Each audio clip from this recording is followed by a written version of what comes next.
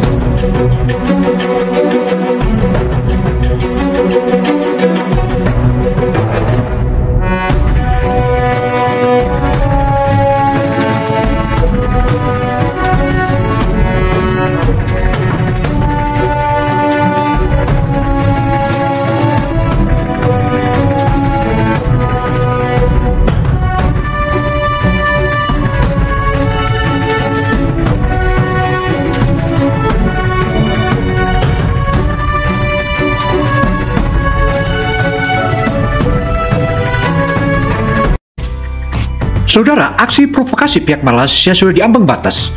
Sudah berulang kali melakukan provokasi, bahkan menantang Indonesia untuk bertempur. Artinya, kejahatan ini selain mereka melanggar tapal batas dan merongrong kedaulatan negara Kesatuan Republik Indonesia, juga malah menantang untuk berperang. Hal inilah yang membuat seluruh anak bangsa, bahkan jutaan anak bangsa mendesak Presiden Republik Indonesia dan TNI untuk menghabisi dan menghancurkan Malaysia agar tidak terjadi kebiasaan-kebiasaan mengancam Indonesia. Langit politik dunia menggelap. Sejak 2 tahun terakhir, negara-negara adidaya berlomba mengembangkan rudal balistik hipersonik yang tak hanya mampu membawa hulu ledak nuklir, tetapi juga dilengkapi sistem manuver cerdas yang dapat menembus pertahanan udara paling mutakhir. Peta kekuatan global berubah setiap bulan. Lautan menjadi ajang unjuk gigi kapal perang, sementara langit dipenuhi uji coba roket dan satelit militer. Di tengah semua itu, Indonesia mulai merasakan bayangan ancaman yang tak kasat mata, namun terasa menekan. Di Jakarta, ruang rapat bawah tanah kompleks Istana Negara menjadi saksi pertemuan yang tak biasa. Presiden RI duduk di ujung meja oval panjang, ditemani Menteri Pertahanan yang tampak serius memegang tumpukan dokumen. Di sekelilingnya, KSAL, KSAU, dan KSAD hadir lengkap. Seragam mereka rapi namun wajah menyiratkan ketegangan. Suasana hening hanya dipecahkan oleh suara pendingin ruangan yang berdesis pelan. Dunia berubah, dan kita tidak boleh hanya menjadi penonton, ujar Presiden dengan nada tegas. Tatapannya menyapu satu persatu pejabat yang hadir. Kita harus punya kemampuan yang membuat siapapun berpikir 1000 kali sebelum melanggar kedaulatan kita. Menteri Pertahanan Malaysia mengklaim wilayah tersebut berdasarkan peta tahun 1979 yang mereka buat secara sepihak. Namun, Indonesia dengan tegas menolak klaim tersebut karena bertentangan dengan hukum internasional dan Konvensi Hukum Laut PBBO-NCLAS tahun 1982. Blok Ambalat terletak di Laut Sulawesi, sekitar 130 km dari pantai timur Kalimantan. Indonesia telah mengelola wilayah ini sejak kemerdekaan dan secara historis merupakan bagian dari wilayah Kesultanan Bulungan yang kemudian berintegrasi dengan Indonesia. Yang menarik, Indonesia memiliki dasar hukum yang kuat untuk mempertahankan Ambalat. Pertama, ada perjanjian tapal batas kontinental tahun 1969 antara Indonesia dan Malaysia. Kedua, kita memiliki bukti sejarah dan geografis yang mendukung kepemilikan Indonesia. Dan yang terpenting, posisi Ambalat sesuai dengan prinsip delimitasi batas maritim dalam UNCLOS. Saudara, aksi klaim yang terus didengungkan dan disuarakan oleh Malaysia ini seakan-akan mau merongrong kedaulatan Indonesia, bahkan mau mengacaukan situasi Indonesia. Hal ini membuat banyak masyarakat dan penduduk Indonesia mendorong dan mendesak pemerintah untuk bertindak, karena Malaysia tidak bisa hanya dihabisi dengan kata-kata, melainkan dengan tindakan. Perang satu-satunya lah yang diusulkan masyarakat saat ini. Demikian yang dipaparkan oleh sejumlah pihak. Selain itu, saudara, aksi diplomasi dan diplomasi provokasi bahkan mengulang-ulangi hingga berbelit-belit itu merupakan salah satu langkah tipu-tipu yang dilakukan oleh Malaysia. Aksi tipu-tipunya ini hanya satu langkah bagaimana menyelesaikan dengan jalur perang. Indonesia tidak main-main dalam mempertahankan kedaulatannya di kawasan ini. TNI Angkatan Laut secara rutin melakukan patroli dan pengamanan.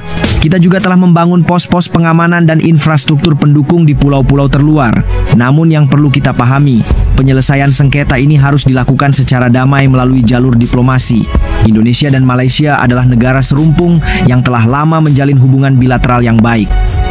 Saudara, jika kita amati dan sejumlah pengamat menyebutkan bahwa apa yang telah dilakukan oleh Malaysia itu banyak saja akal-akalannya dan mau menipu Indonesia. Sejak 2 tahun terakhir, negara-negara adidaya berlomba mengembangkan rudal balistik hipersonik yang tak hanya mampu membawa hulu ledak nuklir, tetapi juga dilengkapi sistem manuver cerdas yang dapat menembus pertahanan udara paling mutakhir. Peta kekuatan global berubah setiap bulan. Lautan menjadi ajang unjuk gigi kapal perang, sementara langit dipenuhi uji coba roket dan satelit militer. Di tengah semua itu, Indonesia mulai merasakan bayangan ancaman yang tak kasat mata, namun terasa mendekat. Di Jakarta, ruang rapat bawah tanah kompleks Istana Negara menjadi saksi pertemuan yang tak biasa. Presiden RI duduk di ujung meja oval panjang, ditemani Menteri Pertahanan yang tampak serius memegang tumpukan dokumen. Di sekelilingnya, KSAL, KSAU, dan KSAD hadir lengkap. Seragam mereka rapi namun wajah menyeratkan ketegangan. Suasana hening hanya dipecahkan oleh suara pendingin ruangan yang berdesis pelan. Dunia berubah, dan kita tidak boleh hanya menjadi penonton, ujar Presiden dengan nada tegas. Tatapannya menyapu satu persatu pejabat yang hadir. Kita harus punya kemampuan yang membuat siapapun berpikir 1000 kali sebelum melanggar kedaulatan kita. Menteri Pertahanan membuka berkas di tangannya, menampilkan serangkaian foto satelit. Ada gambar kapal induk asing yang berlabuh tak jauh dari perbatasan laut Indonesia, dan rekaman uji coba rudal dari negara tetangga yang jaraknya hanya beberapa ratus kilometer dari Natuna. Mereka menguji kita, dan kita tidak boleh lemah. Katanya, disambut anggukan setuju para petinggi TNI. KSAL mengusulkan penguatan armada laut, KSAU bicara soal pesawat tempur generasi terbaru, dan KSAD menekankan pentingnya pertahanan darat. Namun Presiden mengangkat tangannya, memotong diskusi. Semua itu penting, tapi kita butuh sesuatu yang memberi efek gentar instan. Sesuatu yang membuat musuh tidak berani memulai pertempuran. Dari balik meja, Menteri Pertahanan memunculkan ide yang sudah lama dipendam. Pengembangan rudal balistik strategis jarak jauh dengan teknologi hipersonik. Senjata yang mampu mencapai target ribuan kilometer dalam hitungan menit, dengan kecepatan yang membuat sistem pertahanan tercanggih sekalipun tak mampu bereaksi tepat waktu. KSAL mengerutkan kening. Proyek sebesar itu akan menyedot anggaran dan perhatian dunia. Lokasi proyek diputuskan. Sebuah kompleks bawah tanah yang akan dibangun di perut Gunung Muria, Jawa Tengah. Kawasan itu dipilih karena struktur geologinya yang kokoh, jauh dari pusat kota, dan terlindung oleh jalur pegunungan yang membuatnya sulit diakses. Pembangunan dimulai dengan kedok proyek energi ramah lingkungan. Di permukaan, warga hanya melihat alat berat dan truk yang mondar-mandir mengangkut material. Tak ada yang menyangka, puluhan meter di bawah tanah, lorong-lorong besar sedang digali. Beton bertulang baja dipasang, dilapisi sistem peredam getaran agar aktivitas di dalamnya tak terdeteksi satelit atau sensor gempa militer asing. Tim inti proyek ini terdiri dari gabungan insinyur TNI, peneliti dari Badan Tenaga Nuklir Nasional, ahli propulsi dari LAPAN, dan sejumlah ilmuwan muda lulusan terbaik Universitas Teknik di Indonesia. Mereka direkrut diam-diam, dikirimi surat resmi yang hanya berisi satu kalimat, negara memanggil Anda. Setiap anggota tim diwajibkan menandatangani perjanjian kerahasiaan tingkat tertinggi. Bahkan keluarga mereka tidak tahu di mana mereka bekerja. Semua komunikasi pribadi dipantau, dan mereka tinggal di kompleks perumahan khusus dengan keamanan berlapis. Para penjaga bersenjata siaga 24 jam di setiap akses masuk. Peralatan canggih yang dibutuhkan tidak dibeli secara langsung. Komponen-komponen vital seperti giroskope presisi, sistem navigasi inersia, dan mesin pendorong impor didatangkan dalam bentuk terpisah melalui jalur perdagangan sipil. Setibanya di Indonesia, semua komponen dirakit ulang di fasilitas rahasia ini. Cara ini membuat pihak asing hanya melihatnya sebagai barang industri biasa, bukan bagian dari senjata strategis. Di ruang kerja utama, papan digital besar menampilkan skema rudal Rajapati. Panjangnya hampir 20 meter, dengan hulu ledak modular yang dapat diganti sesuai misi. Badannya didesain menggunakan material komposit berbobot ringan namun tahan suhu ekstrim saat menembus atmosfer. Setiap detail dihitung ulang puluhan kali, karena satu kesalahan bisa berarti kegagalan total. Kepala proyek, Kolonel Insinyur Wiratmaja, lampu peringatan merah berkelip, seolah mengingatkan semua orang bahwa rahasia ini harus dijaga dengan nyawa. Malam-malam di perut gunung itu dipenuhi debu mesin dan ketukan logam. Bau logam panas bercampur dengan aroma oli memenuhi udara. Di sana, jauh dari pandangan dunia, Rajapati mulai mengambil bentuknya. Sebuah petir yang sedang menunggu saatnya menyambar. 2 tahun berlalu sejak terowongan rahasia di perut Gunung Muria mulai berdenyut dengan aktivitas. Kini, di ruang perakitan terbesar yang dijaga ketat, sebuah siluet raksasa mulai berdiri tegak. Tubuh Rajapati berwarna hitam pekat dengan lapisan cat penyerap radar radar memantulkan cahaya lampu neon. Setiap lekupnya dibentuk bukan hanya untuk keindahan aerodinamika, tetapi untuk memecah aliran udara saat melesat di kecepatan Mach 15. Motor roket berbahan bakar pada generasi terbaru yang dirancang tim propulsi telah selesai diuji. Suaranya menggelegar saat pengapian uji dilakukan di terowongan pembakaran. Api putih kebiruan menyembur, memanaskan baja penahan hingga memerah. Data dari sensor menunjukkan performa melampaui ekspektasi, daya dorongnya setara rudal balistik antar benua buatan negara adidaya. Penuhi layar monitor, memperhatikan setiap indikator. Suasana hening ketika teknisi mengaktifkan sistem satu persatu. Suara mekanis terdengar halus saat stabilizer bergerak, dan lampu indikator berubah dari merah menjadi hijau, tanda semua sistem berfungsi. Namun, perjalanan ini tidak tanpa hambatan. Pada satu malam, motor roket meledak di ruang pengujian akibat kegagalan katup bahan bakar. Ledakan mengguncang lorong-lorong gunung, memecahkan kaca laboratorium kecil di sisi timur. Untungnya, korban dapat dihindari, tetapi insiden itu menjadi pengingat bahwa teknologi ini berbahaya bahkan bagi penciptanya. Tim tidak menyerah. Setiap kesalahan dianalisis, setiap komponen diperkuat. Perbaikan dilakukan siang dan malam, hingga Rajapati kembali berdiri lebih kokoh. Bagi ini, keberhasilan membentuk Rajapati menjadi wujud utuh rupanya tak luput dari radar intelijen asing. Sejak sebulan terakhir, sinyal komunikasi yang tak dikenal kerap terdeteksi oleh antena pengawas di pos luar Gunung Muria. Kode-kode itu bersifat enkripsi, menggunakan pola yang hanya dipakai oleh jaringan spionase profesional. Kepala Keamanan Proyek segera menghubungi Badan Intelijen Strategis TNI, BAIS, untuk menindaklanjuti. Di Jakarta, BAIS mengaktifkan operasi Bayangkara Senyap, misi khusus untuk memburu siapapun yang mencoba mengendus Rajapati. Tim penyamaran disebar ke kota-kota sekitar lokasi proyek, memantau hotel, kafe, dan titik-titik internet publik. Setiap gerakan mencurigakan terekam melalui jaringan kamera tersembunyi. Tak butuh lama, identitas 3 orang asing terdeteksi. 2 pria dan 1 wanita, semuanya menggunakan paspor wisata namun sering berkomunikasi dengan nomor luar negeri. Malam itu, di ruang server proyek, sebuah peristiwa hampir menjadi mimpi buruk. Seorang teknisi keamanan mendapati akses asa mencoba menembus firewall utama yang melindungi data desain Rajapati. Serangan itu begitu canggih, memanfaatkan celah di perangkat lunak internal. Dalam hitungan detik, BAIS melacak sumbernya, sebuah laptop di kamar hotel mewah di Semarang. Pasukan khusus BAIS bergerak tanpa suara. Mereka memasuki hotel melalui lorong servis, menyamar sebagai petugas pemeliharaan listrik. Dalam koordinasi yang presisi, pintu kamar target dibuka paksa. Di dalam, seorang pria berkebangsaan asing sedang mengetik cepat di depan layar penuh diagram teknis Rajapati yang baru saja berhasil ia curi sebagian. Tangannya tak sempat menekan tombol delete ketika dibekuk. 2 rekannya berhasil kabur malam itu, menghilang di keramaian pelabuhan. Namun, semua data yang mereka bawa sudah dilacak dan diblokir dari jarak jauh. Proses interogasi terhadap pria yang tertangkap berlangsung di fasilitas rahasia, tanpa publik pernah tahu. Hanya segelintir pejabat negara yang membaca laporan lengkapnya. Kolonel Wiratmaja menerima kabar penangkapan itu dengan rahang mengeras. Mereka akan datang lagi dan lagi. Rajapati adalah ancaman bagi keseimbangan kekuatan dunia. Kita harus siap, ucapnya di hadapan seluruh tim yang kini bekerja di bawah pengamanan berlapis. Pemeriksaan fisik seluruh fasilitas dilakukan. Setiap kabel, setiap server, bahkan setiap baut diperiksa ulang untuk memastikan tidak ada alat penyadap yang tertinggal. Tim BAIS memasang jammer permanen yang memutus semua sinyal keluar masuk tanpa izin.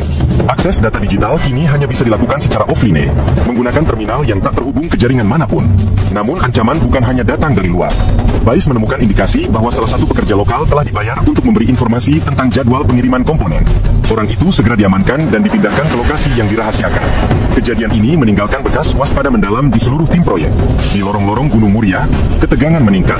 Semua menyadari bahwa pertarungan untuk menjaga rahasia Rajapati bukan hanya di medan teknologi, tetapi juga di bayangan gelap dunia intelijen. Setiap detik, mereka berada di bawah bidikan musuh yang tak terlihat. Dan satu kelengahan saja bisa membuat seluruh mimpi ini runtuh. Fajar belum sepenuhnya menyingsing ketika langit di atas Samudra Hindia tampak kelabu. Ombak bergulung pelan.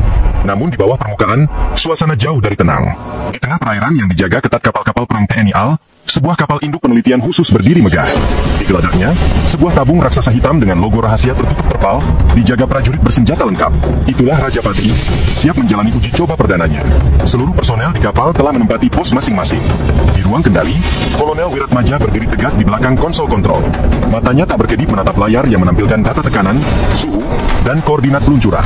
Di luar, kru teknis mengenakan pakaian pelindung, memeriksa baut pengunci terakhir pada tabung peluncur vertikal. Suara sirene peringatan menggema. Lampu-lampu merah mulai berputar di seluruh dek. 10 menit untuk peluncuran. Terdengar suara operator melalui pengeras suara. Di layar monitor, grafik cuaca menunjukkan kondisi ideal. Angin tenang, kelembapan rendah, visibilitas sempurna. Ketika hitungan mundur dimulai, seluruh kapal seolah menahan napas. Pada detik ketiga, api putih kebiruan meletup dari dasar tabung, diikuti ledakan sonik yang menggetarkan air laut di sekitarnya. Rajapati melesat ke udara, memutuskan awan-awan tipis seperti pedang membelah kain. Kecepatan awalnya sudah mencapai Mach 5 sebelum meninggalkan atmosfer rendah. Di ruang kendali, monitor memperlihatkan jalur terbang presisi menuju target, sebuah replika fasilitas militer yang dibangun di gurun terpencil Australia Barat dengan izin diam-diam pemerintah setempat.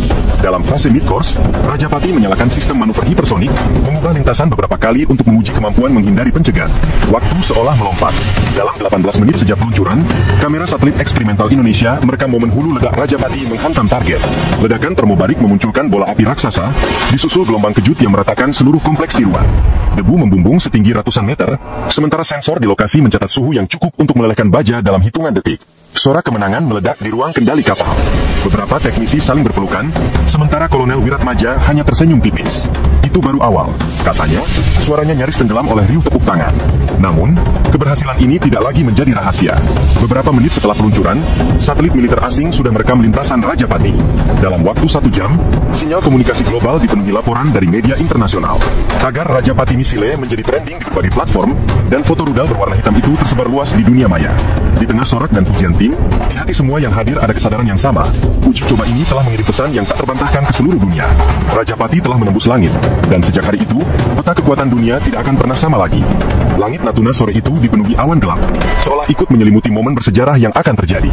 Di sebuah pangkalan rahasia TNI AU, rudal balistik Rajapati berdiri gagah di atas peluncur vertikalnya, menjulang seperti tombak kematian yang siap melesat. Puluhan teknisi berseragam biru tua bergerak cepat memeriksa setiap komponen, sementara sirine tanda siaga terus berdering. Jarak aman radius 20 km telah dikosongkan, hanya personel berizin khusus yang diperbolehkan berada di lokasi. Di ruang kendali utama, layar monitor besar menampilkan angka hitung mundur.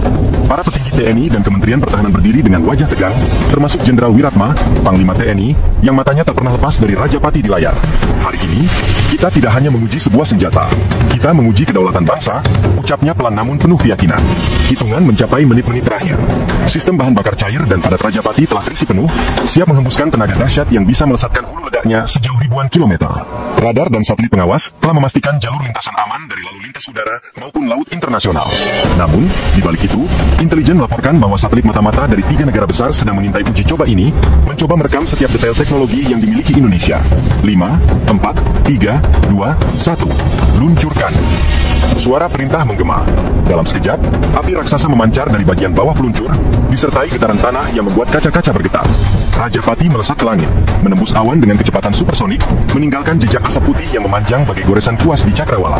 Di ruang kendali, para teknisi menatap layar telemetri. Kecepatan, Mach 7, Mach 10, Mach 15, hingga akhirnya Rajapati mencapai fase luar atmosfer. Tubuh rudal berputar stabil, lalu memasuki tahap pemisahan hulu ledak. Seluruh sistem berjalan sempurna, membuat para teknisi nyaris tak percaya dengan presisi yang dihasilkan. Beberapa ribu kilometer jauhnya, di sebuah kapal pengamat milik Badan Antariksa Nasional yang berada di Samudra Hindia, sensor mereka menangkap Rajapati kembali memasuki atmosfer dengan sudut jatuh yang nyaris mustahil diantisipasi oleh sistem pertahanan udara modern. Dalam hitungan detik, hulu ledak menghantam target tiruan di sebuah pulau terpencil. Ledakan raksasa membentuk bola api setinggi ratusan meter.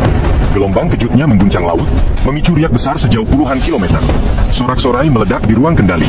Namun, di balik euforia itu, Jenderal Wiratma hanya tersenyum tipis. Ia tahu, uji coba ini tidak hanya akan tercatat sebagai kesuksesan teknologi, tapi juga akan mengirimkan sinyal kuat ke seluruh dunia. Rajapati telah membuktikan diri, bukan sekadar rudal balistik, tetapi simbol bahwa Indonesia tidak lagi hanya sebagai penonton di panggung kekuatan militer global. Media internasional langsung memberitakan momen tersebut. CNN, BBC, hingga Al Jazeera menayangkan rekaman peluncuran dengan tajuk yang memicu debat panas. Indonesia joins the elite club of hypersonic missile powers. Reaksi bermunculan. Negara tetangga ada yang panik, ada pula yang berusaha meremehkan. Namun, di balik layar, beberapa negara besar mulai mengirimkan utusan rahasia untuk bernegosiasi dengan Jakarta. Ini resmi berubah. Dan kita harus menghitung ulang semua skenario jika berurusan dengan Indonesia. Kalau mau, bab berikutnya bisa kita buat jadi operasi rahasia untuk melindungi teknologi Rajapati dari upaya spionase internasional. Itu akan membuat ketegangannya semakin naik. Fajar baru saja merekah di ufuk timur ketika gelombang laut Natuna kembali memantulkan cahaya merah keemasan. Layar radar menampilkan titik-titik merah yang mulai mendekat ke zona yang telah ditetapkan sebagai wilayah kedaulatan RI. Informasi ini segera diteruskan ke semua KRI yang berada di sektor. KRI Nagabanda, KRI Hantu Laut 07, dan KRI Samudra Hitam langsung bersiap membentuk formasi pengepungan. Di udara, drone tempur Nirawak Raja Wali X sudah mengudara, menatap musuh dari ketinggian, siap mengirimkan data intelijen real-time. Pagi itu, gelombang radio dipenuhi pesan peringatan resmi yang dilontarkan pihak Indonesia. Kapal di Raja Malaysia, Anda telah memasuki wilayah kedaulatan Indonesia. Segera ubah haluan atau kami akan mengambil tindakan tegas. Suara itu bergema di frekuensi internasional, disertai sinyal cahaya peringatan dari ketiga KRI. Namun, kapal Malaysia tetap bergeming, seakan menguji kesabaran prajurit TNI AL. Di ruang kendali, Kapten Arga dari KRI Hantu Laut memerintahkan radar siluman aktif. Sistem ini membuat kapal nyaris tak terdeteksi, memberi posisi strategis untuk melakukan manuver mengapit. 2 unit torpedo kelas Black Shark sudah berada dalam posisi siap tembak. Prajurit di dak memegang erat senjata, sementara tatapan mereka hanya fokus pada satu titik, kapal asing yang berada terlalu dekat. Ketegangan meningkat ketika salah satu kapal di Raja Malaysia memancarkan sinyal radar penguncian target ke arah KRI Nagabanda. Sirene peringatan langsung meraung. Lock detected. Mereka berani sekali, teriak seorang operator. Seketika, semua unit persenjataan KRI siaga penuh. Namun Fadlan menahan diri. Tunggu perintah, jangan terpancing. Kita kirim pesan yang lebih keras.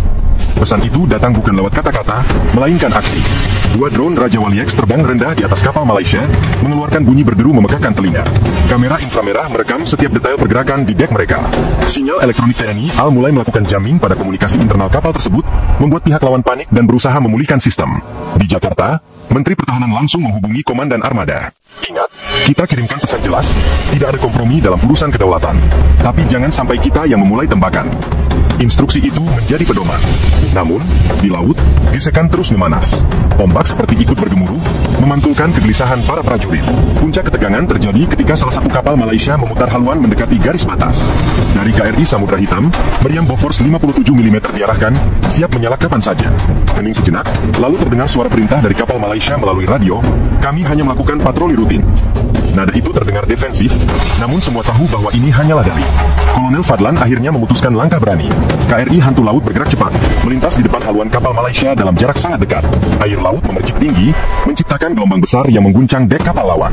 Gerakan itu adalah peringatan tanpa peluru, tapi keras dan tegas. Melihat manuver itu, kapal Malaysia akhirnya mengubah arah, menjauh perlahan dari batas perairan Indonesia. Sorakan membahana di geladak KRI, namun Fadlan tetap menatap dingin ke arah laut lepas. Hari ini mereka mundur, tapi ini belum berakhir. Ucapnya pelan, seolah berbicara pada dirinya sendiri, menyadari bahwa badai sebenarnya bisa saja datang sewaktu-waktu. Gelombang laut memantulkan cahaya oranye dari matahari sore ketika KRI Hantu Laut 07 meluncur cepat memotong ombak. Sirine tanda siaga penuh meraung di seluruh geladak, menandakan situasi sudah masuk ke tahap konfrontasi terbuka. Di ruang komando, Laksamana Muda Taufan berdiri tegak dengan tangan menggenggam peta elektronik. Di hadapannya, layar radar menampilkan titik-titik merah yang terus mendekat, formasi kapal perang di Raja Malaysia yang diduga telah melintasi garis batas perairan Indonesia. Tidak ada mundur, ini kedaulatan kita, ucapnya dengan nada dingin namun tegas. Di menara pengendali senjata, Letnan Harun memantau sistem rudal petir Nusantara yang sudah terkunci pada sasaran. Sinar hijau di layar menunjukkan sistem dalam mode standby fire. Jarak antara kedua armada kini hanya 18 mil laut. Di udara, 2 drone pengintai tempur Raja Wali X mengitari lokasi, mengirimkan citra langsung ke pos komando. Operatornya melaporkan pergerakan tidak biasa. 2 kapal musuh mulai memposisikan diri untuk memotong jalur KRI Hantu Laut 09 yang berada di sisi kanan formasi Indonesia. Angin laut berhembus kencang, mengibarkan merah putih di tiang tertinggi kapal. Setiap prajurit di geladak sudah berada di pos tempur masing-masing, helm terpasang, rumpi anti peluru terkunci, dan senjata di tangan. Dari pengeras suara terdengar instruksi terakhir, prajurit, ingat, 1 jengkal pun tanah air tidak boleh diinjak. Tidak ada kompromi dalam urusan kedaulatan. Suara itu membakar semangat seluruh awak kapal. Tiba-tiba, gelombang komunikasi elektronik pecah, kapal Malaysia menyiarkan pesan peringatan agar armada Indonesia menjauh dari wilayah Malaysia. Di ruang komando, Laksamana Taufan menekan tombol transmisi dan membalas dengan suara tegas. Di sini wilayah Indonesia, sesuai koordinat Unclos 1982. Anda yang harus mundur. Jawaban itu disertai nada ancaman yang membuat ruang komunikasi sejenak hening.